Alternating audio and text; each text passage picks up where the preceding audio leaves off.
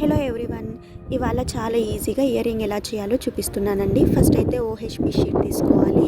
ఇలాగ square shape stone sticker అనేది square shape తీసుకున్నాను. తర్వాత స్టోన్ చైన్ మనకి 4 వైప్స్ కూడా ఎంత సరిపోతుందో అంత కట్ చేసుకుని ఇక్కడ చూపిస్తున్నట్టయితే గమ్ అప్లై చేసి అంటించేసేయాలండి. చూసారా, ఈ విధంగా అంటించుకోవాలి. తర్వాత పైన వచ్చేసి ఇది రౌండ్ స్టోన్ బీడ్ అండి. దీన్ని ఈ విధంగా అంటించేస్తున్నాను. పైన నాకు కొంచెం ఓహెచ్పి షీట్ తక్కువైందండి. తర్వాత ఎక్స్ట్రా కొంచెం కట్ చేసి అలానే అంటించేసాను. సరిపోతుంది అనుకున్నా, బట్ సరిపోలేదు. తర్వాత కింద ఒక స్టోన్ అంటించేసి తిలకం షేప్ బీడ్స్ అండి, వాటిని ఇక్కడ చూపిస్తున్నట్టు ఈ విధంగా అంటించేసుకోవాలి.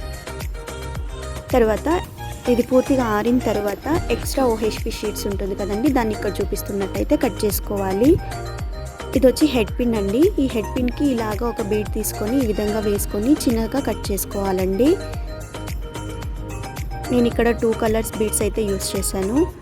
సో ఈ విధంగా బీడ్ని వేసుకుని వెనక వైపు ఇక్కడ చూపిస్తున్నట్టయితే ఈ బీడ్స్ని ఈ విధంగా అంటించేసేయాలండి.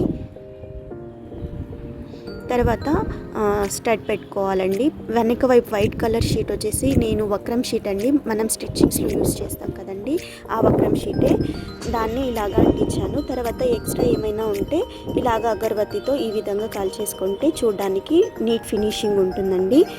చూసారా, ఈ విధంగా బ్యూటిఫుల్ ఇయర్ రింగ్ అయితే రెడీ అయిపోయింది. ఏ విధంగా ఉందో కామెంట్ చేయండి. అండ్ అలాగే ఇయర్ రింగ్ నచ్చితే లైక్ చేయండి. మన ఛానల్ని ఎవరైనా కొత్తగా చూస్తున్నట్లయితే ప్లీజ్ సబ్స్క్రైబ్ చేసుకోండి. Thank you for watching. Take care. Bye bye.